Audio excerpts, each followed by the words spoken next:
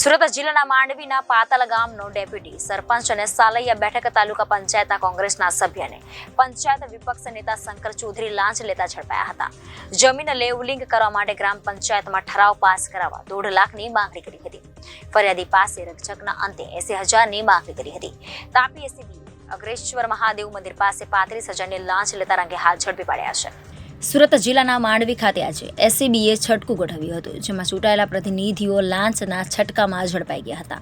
ઘટના એવી રીતે હતી કે ફરિયાદી ખેતીની જમીનને લેવલિંગ કરવા માટે પાતાલ ગ્રામ પંચાયતમાં અરજી આપી હતી. જે જમીન લેવલિંગ કરવા માટેના ગ્રામ પંચાયતમાં ઠરાવ પાસ કરવા માટે ગામનો સરપંચ અને તાલુકા પંચાયત સભ્ય બંનેને તેઓ મળ્યા હતા. કામ માટે તેઓએ પ્રથમ 1.5 લાખ રૂપિયાની લાંચની માંગણી કરી હતી. ત્યારબાદ રકઝકના અંતે 80,000માં પતાવત થઈ હતી, જે પૈકીના 35,000 રૂપિયા આપવાના હોય અને ફરિયાદીએ એસીબીનો સંપર્ક કર્યો હતો. આરોપીએ 35,000 રૂપિયા માંડવીના અગ્રેસર મહાદેવ મંદિર નજીક લેવડ દેવડ કરવા જતાં બંને રંગે હાથ ઝડપાયા હતા. લાંચ લેનાર 2 ઇસમો પૈકી એક પાતાલ ગામનો ડેપ્યુટી ભૂપેન્દ્ર તેમજ માંડવી તાલુકા પંચાયત સાલૈયા બેઠકના કોંગ્રેસના સભ્યને વિપક્ષ નેતા શંકર ચૌધરી બંને લાંચના છટકામાં ઝડપાઈ ગયા હતા. સમગ્ર કાર્યવાહી તાપી જિલ્લા એસીબીના મહિલા પીઆઈ આર ચૌધરી ટીમ દ્વારા કરવામાં આવી હતી.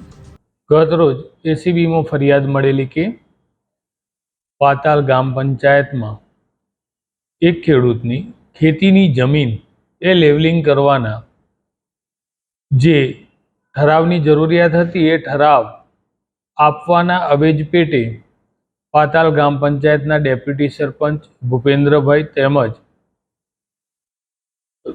સલૈયા તાલુકા પંચાયત સદસ્ય શંકરભાઈ આ બંને જણાએ એકબીજાના મેળાપીપણાથી આ કામે ફરિયાદી જોડેથી રૂપિયા 80,000ની માગણી કરેલી અને ગતરોજ રૂપિયા 35,000 એ સ્વીકારતા પકડાઈ ગયેલ છે અને તેઓ વિરુદ્ધ કાયદેસરની કાર્યવાહી કરવામાં આવેલી છે.